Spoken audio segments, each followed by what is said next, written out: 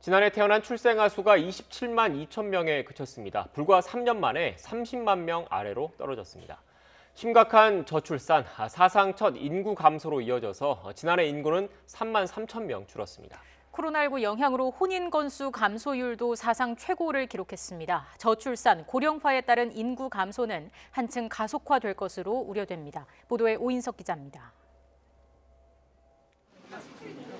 급격한 저출산은 지난해 출생아 수를 20만 명대로 끌어내렸습니다.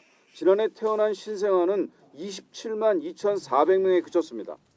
2000년 64만 명이던 한 해 출생아 수는 2002년 이후 15년 동안 40만 명대를 유지하다 2017년 30만 명대로 떨어졌고 불과 3년 만에 20만 명대로 하락했습니다. 여성 1명이 평생 낳을 것으로 예상되는 합계 출산율은 0.84명으로 전년보다 0.08명 감소했습니다. 이는 세계 최저 수준으로 OECD 회원국 평균 합계 출산율보다 한참 뒤집니다. 특히 지난해 4분기 합계 출산율이 0.75명으로 곤두박질하며 분기 기준으로는 처음으로 0.7명대에 진입했습니다. 37개 회원국 중 우리나라의 합계 출산율이 가장 낮았으며 1명 미만을 기록한 국가도 한국뿐이었습니다.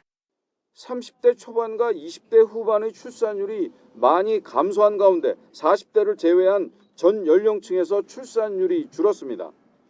전년 대비 첫째는 14,000명, 둘째는 13,000명이 감소했고 결혼 후 2년 이내 출생아 수는 11,000명이 줄었습니다. 코로나19 영향으로 지난해 혼인 건수는 가장 큰 폭의 감소율을 기록했습니다.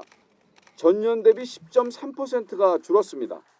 사망자 수는 30만 5천 명으로 1년 전보다 10,000명이 증가했습니다. 60대 남자의 사망률이 여자보다 2.7배 높았고 월별 사망자 수는 1월이 가장 많았습니다. 급격한 저출산과 사망자가 늘면서 지난해 사상 처음으로 인구가 감소했습니다. 출생아 수에서 사망자를 뺀 자연 감소는 마이너스 3만 3천 명이었습니다. 기록적인 저출산의 코로나19 영향으로 혼인 감소까지 겹치며 저출산과 인구 고령화에 따른 인구 절벽 현상이 올해는 더욱 가속화될 것으로 우려됩니다. YTN 오인석입니다.